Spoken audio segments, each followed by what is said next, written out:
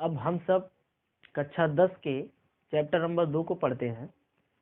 कक्षा 10 का math chapter 2 है बहुपद, जिसे पॉलिनोमियल्स बोला जाता है। इस चैप्टर को हम सब पूरे ब्राट में लगाएंगे, समझेंगे। इसमें जितने भी पॉइंट्स हैं पहले उसके बारे में बात किया जाएगा, फिर एक उदाहरण, फिर एक्सरसाइज, फिर उसके बाद जो पॉइंट्स हैं उनके बारे में, फिर उदाहरण, फिर एक्सरसाइज। यह चैप्टर कई पार्ट में बनाया जाएगा, छोटे छोटे, और उन सभी पार्टों में से ये इस चैप्टर का पहला पार्ट होगा। तो चलिए हम सब अब चैप्टर को देखते हैं। पहला पॉइंट लिखा है, चर यक्स के बहुपद पी एक्स में एक्स की उच्चतम घात बहुपद की घात कहलाती है। मतलब कि कोई चर एक्स हो या वाई हो, जेड हो, कुछ भी हो, मतलब अगर चर एक्स है तो पी एक्स में जो एक्स का सबसे बड़ा घात होगा वही हमारा बहुपद की घात कहलाएगी। मतलब आप समझिए, जैसे कोई पी एक्स है, जैसे मैं यही मान लो कि 4x+2, तो इस पी एक्स का मतलब होता है, यहाँ एक्स लिखने का मतलब है कि जो इसमें चर आएगा वही एक्स होगा। अगर यहाँ वाई लिखते जैसे पी वाई, तो यहाँ वाई होता। यहाँ अगर जेड लिखते तो यहाँ जेड होता। मतलब जो यहाँ होता है उसी को हम लोग जो पी के ब्रैकेट में लिख देते पॉलिनोमियल के रूप में। तो ये आप देख रहे हैं कि जो पी एक्स बराबर 4x+2 है, इसमें जो x है इसकी सबसे ज्यादा घात या उच्चतम घात बोला जाए तो वो 1 है, वो 1 है। इसलिए जो ये बहुपद है, इस बहुपद का घात जो होगा वो 1 होगा। ठीक। अब हम लोग देखते हैं दूसरा उदाहरण। दूसरा उदाहरण में y है तो हम लिख सकते हैं पी वाई बराबर 2y² - 3y+4। इसमें हम लोग देख रहे हैं कि जो y का उच्चतम घात है वो 2 है, इसलिए बहुपद, जो ये बहुपद है, इसका जो घात होगा वो 2 होगा। मतलब किसी भी बहुपद का जो सबसे बड़ा घात होता है वही उस बहुपद का घात कहलाता है। जैसे इस एग्जांपल में हम देखें तो इसमें जो x का सबसे बड़ा घात है वो 3 है, इसलिए इस बहुपद का जो घात होगा वो 3 होगा। हम लोग देखते हैं इस बहुपद में, इस बहुपद में जो घात है, चर का सबसे ज्यादा घात है, वो दिख रहा है 4, तो सबसे बड़ा 4 होगा। ठीक। तो इसमें 4 दिख रहा है तो सबसे बड़ा जो है 4 होगा। वैसे तो बुक में यहाँ 6 लिखा है तो 6 होगा। ठीक है। चलिए, ये तो पहला पॉइंट है कि किसी भी बहुपद का जो सबसे बड़ी घात होती है वही बहुपद की घात कहलाती है, सबसे बड़ी। अगला पॉइंट है कि व्यंजक 1/x-1 या फिर √x+2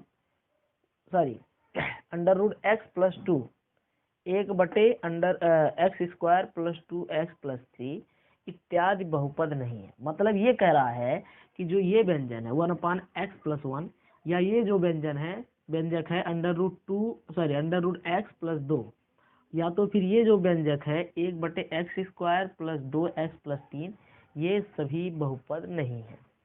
मतलब साफ साफ ये निकल के आता है कि बहुपद होने के लिए x को या बटे में नहीं होना चाहिए और x को करड़ी में नहीं होना चाहिए। कहने का मतलब ये है कि कोई व्यंजक बहुपद तब कहलाता है जब उसकी घात एक पूर्ण संख्या हो, या फिर वह x बटे में ना हो, या फिर वह x करड़ी में ना हो। जैसे कि यहाँ देख रहे हैं कि x बटे में है, इसलिए जो ये व्यंजक है ये बहुपद नहीं होगा। यहाँ x अंडर रूट में है, करड़ी में है, इसलिए यह बहुपद नहीं होगा। यहाँ भी जो है x बटे में है तो ये बहुपद नहीं होगा। मतलब एक चीज निकल के आ रहा है, हम लोग लिख सकते हैं कि नोट के रूप में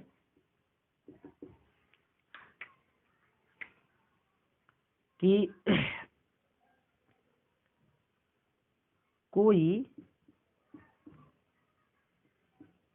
कोई व्यंजक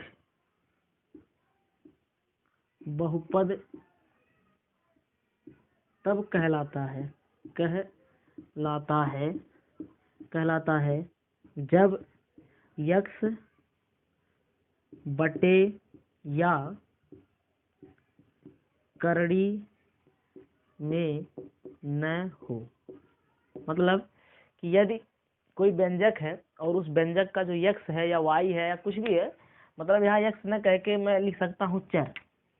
जब चर मतलब कोई व्यंजक बहुपद तब कहलाता है जब दिया गया चर बटे या करड़ी में न हो। मतलब कोई भी व्यंजक दिया है और उस व्यंजक में जो भी चर दिया है वो बटे में ना हो या फिर अंडर रूट में ना हो, तब तो वो बहुपद होगा। अगर ऐसा है तो वह बहुपद नहीं होगा। ठीक, तो आपको अपने नोट्स में ये चीज़ नहीं लिखनी है, केवल आपको ये भी नहीं लिखना है, केवल आपको ये लिखना है, इसके एग्जाम्पल्स लिखने हैं कि बहुपद का उच्चतम घात क्या हो रहा है, और ये लिखना है। तो हमने देखा कि कोई भी बहुपद है तो बहुपद की जो सबसे बड़ी घात, या बोले कि बहुपद की किसी भी बहुपद की जो सबसे उच्चतम घात होती है वही बहुपद की घात कहलाती है। तो कोई बहुपद ऐसा होता है कि जिसमें घात 1 हो, कोई बहुपद ऐसा हो सकता है जिसका घात 2 हो, कोई बहुपद ऐसा हो सकता है जिसकी घात 3 हो, 4 हो, 5 हो। तो ये कई प्रकार के हो सकते हैं, लेकिन इनके 1, 2, 3 घात के आधार पे इनके अलग अलग नाम बनाए गए हैं। तो चलिए हम सब देखते हैं। इसमें लिखा है पहला पॉइंट कि घात 1 के बहुपद को रैखिक बहुपद लीनियर पॉलिनोमियल कहते हैं। मतलब ऐसा कोई बहुपद हो जिसकी जो सबसे उच्चतम घात हो वो केवल 1 हो, तो वह आपका रैखिक बहुपद कहलाएगा। जैसे कि एग्जाम्पल दिया है कि कोई अगर बहुपद है 2x - 3, तो इसमें हम लोग देखते हैं कि जो चर है उसकी जो सबसे उच्चतम घात है वो केवल 1 है, इसलिए जो ये बहुपद है ये रैखिक बहुपद है। हम लोग देखते हैं यहाँ कि एक लिखा है √3x + 5, तो यह भी आपका रैखिक बहुपद है, क्योंकि जो इसमें चर दिया है, चर का जो उच्चतम घात है वो केवल 1 है। तीसरा हम लोग देखते हैं कि इसमें एक जो बहुपद दिया है y + √2, इसमें जो चर है उसका जो घात है केवल 1 है, इसलिए यह जो है रैखिक बहुपद है। यहाँ देखते हैं, यहाँ भी वही काम है कि x - 2/11, यहाँ भी वही काम है कि जो चर है अर्थात x है उसका जो घात है वो केवल 1 है, तो वह रैखिक बहुपद है। मतलब कि कोई भी ऐसा बहुपद हो जिसका घात केवल 1 हो तो वह हमारा रैखिक बहुपद कहलाता है। रैखिक बहुपद के जो समीकरण होते हैं कुछ इस प्रकार के होते हैं, जैसे मैं यहाँ लिख दूं नोट करके, नोट, वो ax + b टाइप के होते हैं। मतलब जो इनकी समीकरण की संरचना होती है वो ax + b प्रकार की होती है। जैसे यहाँ हम लोग देखें तो यहाँ भी x है, यहाँ a का काम 2 कर रहा है और b का काम ये कर रहा है। यहाँ a का काम ये कर रहा है, x तो है, b का काम ये, यहाँ x बन गया y, तो मतलब ay + b लिख सकते हो, कोई दिक्कत नहीं है। तो इस टाइप के होते हैं। यहाँ जो a है और b है ये वास्तविक संख्याएं होती हैं। वास्तविक संख्याएं होती है। वास्तविक संख्या मतलब कि वो परिमेय भी हो सकता है, अपरिमेय भी हो सकता है। a और b का मान, a का मान 0 नहीं हो सकता है। इसके कहने का मतलब ये है कि अगर ये इसका मान 0 ले लिया जाए तो यहाँ 0 × x = 0, तो जब जो x का घात है ये पूरा 0 हो गया तो उसमें x बचवे नहीं किया, मतलब चर बचवे नहीं किया, तो घात कहाँ बचेगा। इसलिए यहाँ पे जो a होता है इसका मान 0 नहीं होना चाहिए। तो अगला पॉइंट देखते हैं। इसमें लिखा है कि घात 2 के बहुपद को द्विघात बहुपद क्वाड्रेटिक पॉलिनोमियल कहते हैं। मतलब ऐसा बहुपद जिसकी जो सबसे उच्चतम घात हो वो 2 हो। अगर ऐसा कोई बहुपद है जिसकी जो सबसे उच्चतम घात 2 है तो वह आपका द्विघात बहुपद क्वाड्रेटिक बहुपद कहलाता है। जैसे कि एग्जाम्पल में दिया है 2x² + 3x - 2/5। यहाँ हम लोग देखते हैं कि जो चर है x है, x की जो उच्चतम घात है वो 2 है, इसलिए जो ये समीकरण है ये द्विघात समीकरण है। हम लोग देखते हैं ये इसमें जो चर है y का जो उच्चतम घात है वो 2 है, इसलिए यह द्विघात बहुपद है। यहाँ भी हम लोग देखते हैं यहाँ भी 2 है तो द्विघात बहुपद है। इसमें भी लोग देखते हैं कि सबसे उच्चतम घात 2 है, तो यह भी द्विघात बहुपद समीकरण का एक उदाहरण है।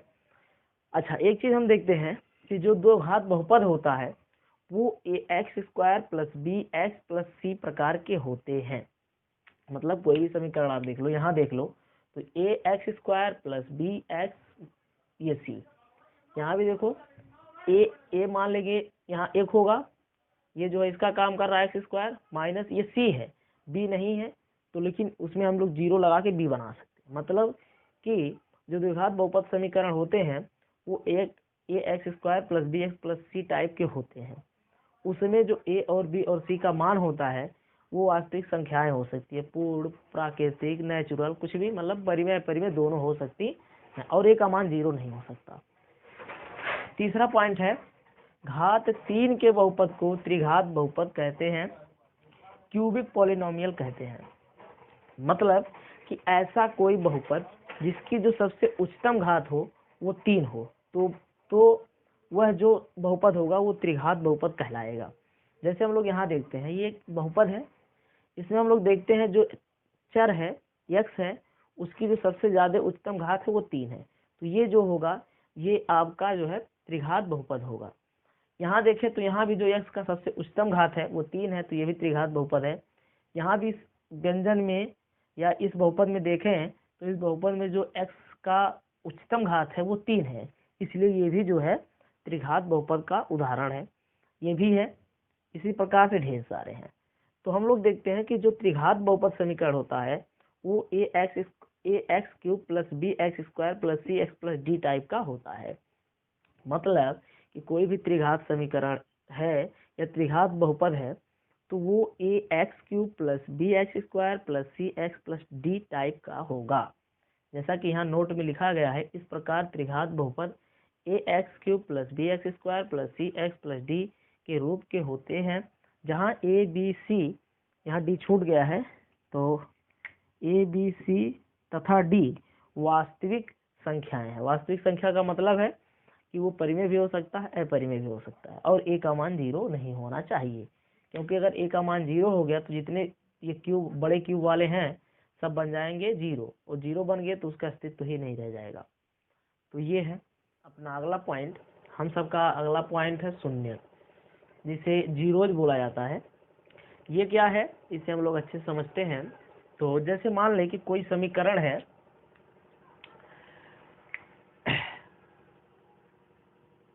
पी एक्स बराबर x square minus 3x plus minus 4। अब ये पी एक्स का क्या मतलब है अभी आपको अच्छे से समझ में आ जाएगा। जैसे मैं कोई समीकरण लिख दूं P x square minus 3x minus 4, ये जो x है यहाँ जो होता है वही लिखते हैं। अगर यहाँ y होता है तो यहाँ y लिखते हैं, यहाँ x है तो यहाँ x लिखेंगे। अब इसका मान हम लोग बदल बदल के रखेंगे, कभी 1 रखेंगे, कभी 2, कभी 3, कभी 4।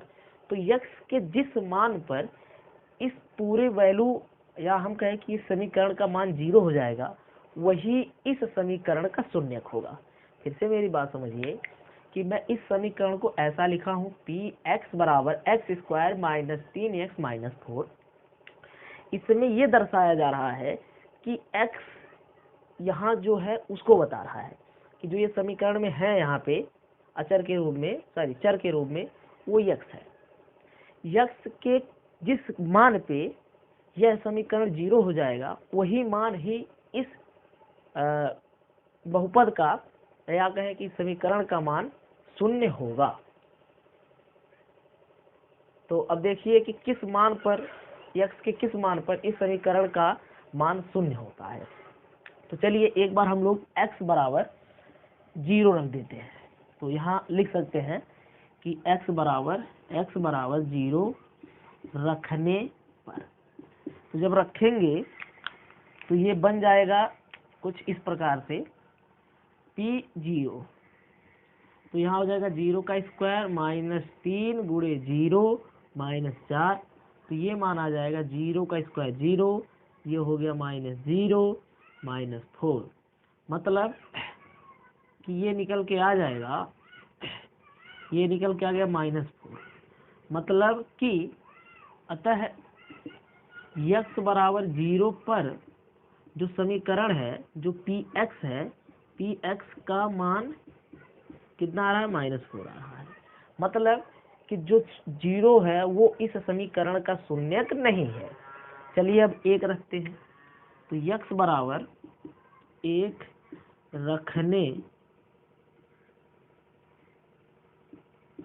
रखने पर, तो जब 1 रखते हैं तो यहाँ x की जगह पे 1 हो जाएगा, तो यहाँ हो जाएगा 1 का स्क्वायर माइनस 3 गुणे 1 माइनस 4, तो ये आपका निकल के आएगा 1 का स्क्वायर 1 और ये गुणा होगा तो माइनस 3, ये हो जाएगा माइनस 4, तो टोटल आपके बन जाएंगे माइनस 3 माइनस 4 माइनस 7, एक गया तो माइनस 6।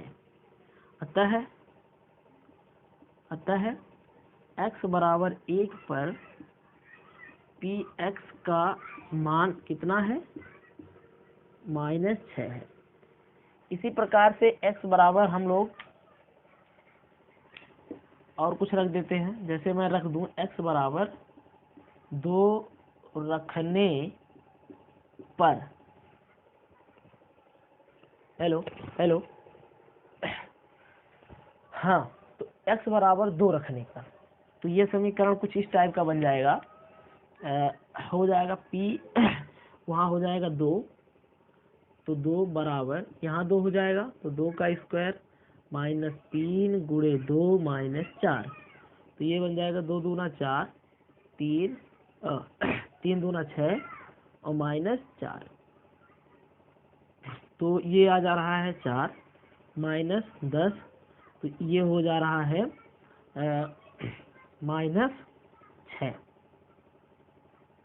-6। अतः 2 दूना 4, 3 दूना 6, 6 4 10, 4 गया तो 6। अतः x बराबर 2 पर जो px का मान है वो कितना हो जा रहा है, -6 हो जा रहा है।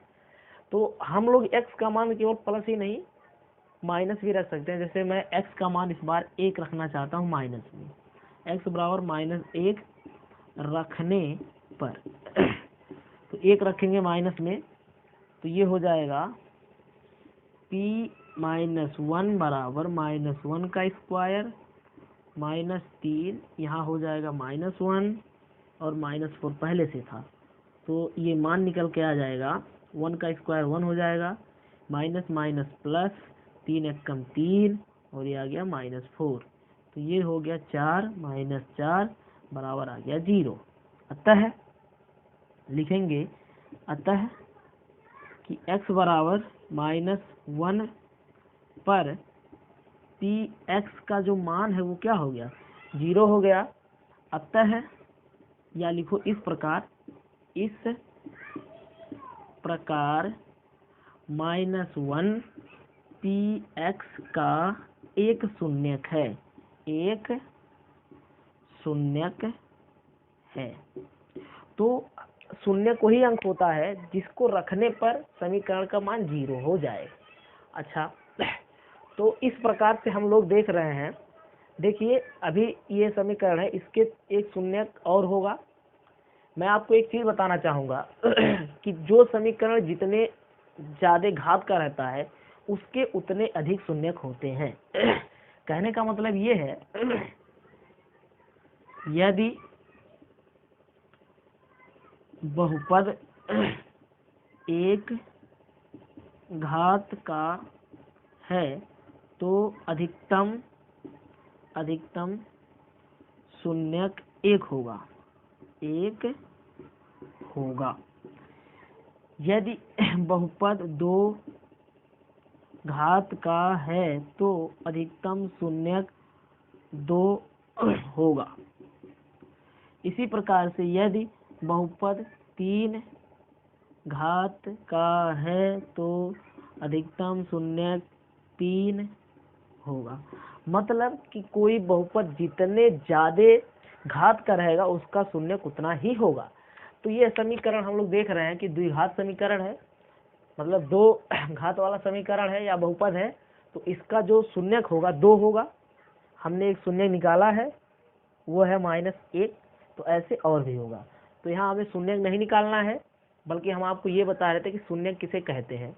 तो हम ये कह सकते हैं कि शून्यक वह मान होता है जिसके लिए किसी समीकरण का मान जो है शून्य हो जाता है। मतलब फिर से एक बार कहें कि शून्य वह मान है जिसको किसी बहुपद में रख दिया जाए और उस बहुपद का मान 0 हो जाता है। जैसे मान लेते ये बहुपद है, तो इस बहुपद का यह शून्यक है, अगर इसको इसमें रख दिया जाए तो इस बहुपद का जो मान होगा वो शून्य होगा। अच्छा, इसी आधार पे मैं एक फार्मूला अगर बनाना चाहूँ तो कुछ इस प्रकार से बना सकता हूँ। जैसे ये तो द्विघात समीकरण के ऊपर हम लोगों ने निकाला है। देखिए, मैं मान लूँ इस बार कि कोई समीकरण है जो ax + b टाइप का है, मतलब एक घात वाला कोई समीकरण है। जैसे मेरी बात सुनिए कि कोई समीकरण है जो रैखिक समीकरण है, या कहें कि एक घात वाला समीकरण है, तो वो इस टाइप का होगा। मैंने कोई समीकरण विशेष नहीं लिखा है, बल्कि उसकी जो वो संरचना होती है वो लिख दिया है। और मैं मानता हूँ कि कोई एक शून्यक है, इस समीकरण का एक शून्यक है जो k है। तो इस k को अगर रख दिया जाए समीकरण में, तो जो pk का मान होगा वो 0 हो जाएगा। ये बात ध्यान से समझिए कि कोई समीकरण है ax + b प्रकार का, मैं यहाँ समीकरण का नाम लिख दूँ ऐसे, कोई समीकरण है px = ax + b। ये मैंने एक समीकरण लिया है जो एक घात वाला समीकरण है, मतलब बहुपद है, मतलब रैखिक बहुपद है। उसमें यदि हम जो ये x है उसके जगह पे k रख दें, तो जो ये वैल्यू है वो 0 हो जाएगी। मतलब कि मैं यहाँ अगर रखना चाहूँ k क्या है, एक शून्यक है। k क्या है, एक शून्यक है। k क्या है, मैं यहाँ लिख दूँ,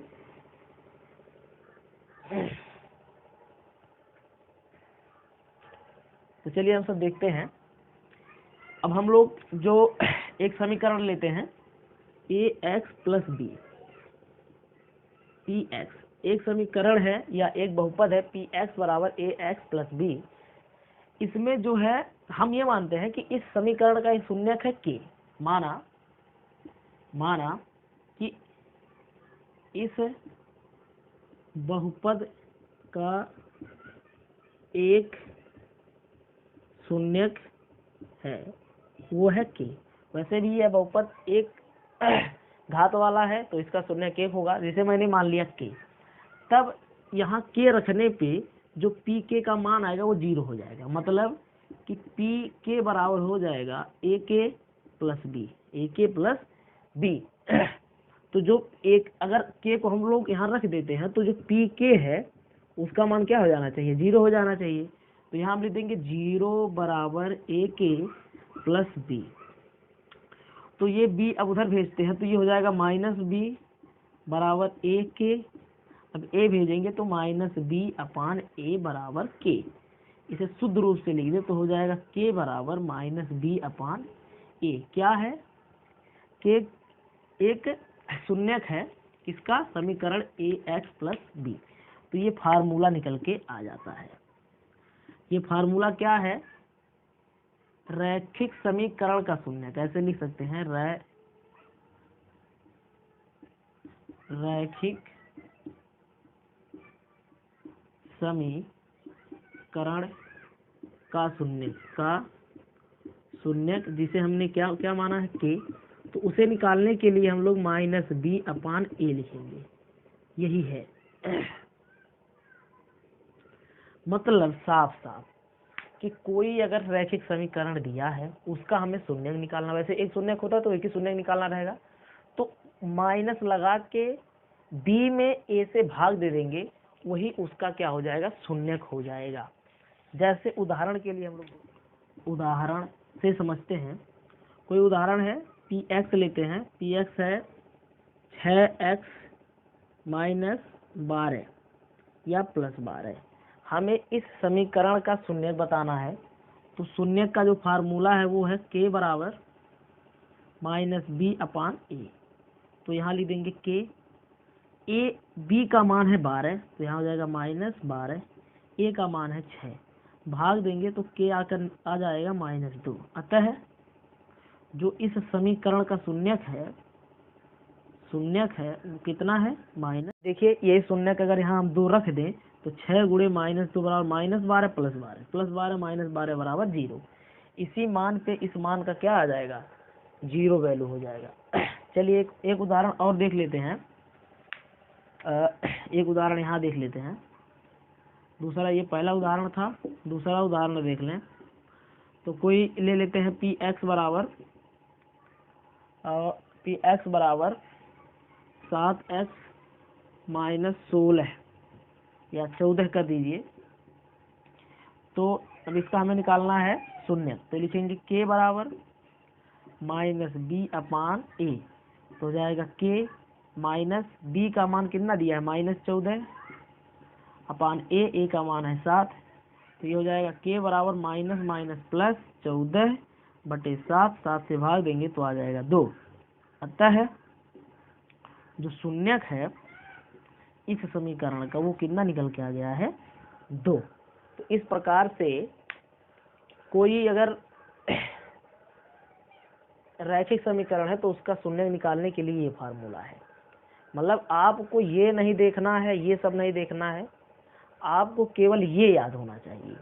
आप अपने नोट्स में डालेंगे शून्यक, फिर ये समीकरण लिखेंगे, इस समीकरण का शून्यक कैसे निकालते हैं ये फार्मूला लिख लेंगे। बस ये सभी चीज़ें आपको केवल समझनी थी। अगर आप लिखना चाहते हैं तो लिख सकते हैं, वैसे आप केवल इतना लिख लीजिए तब भी सही है, ये सब नहीं पूछेगा।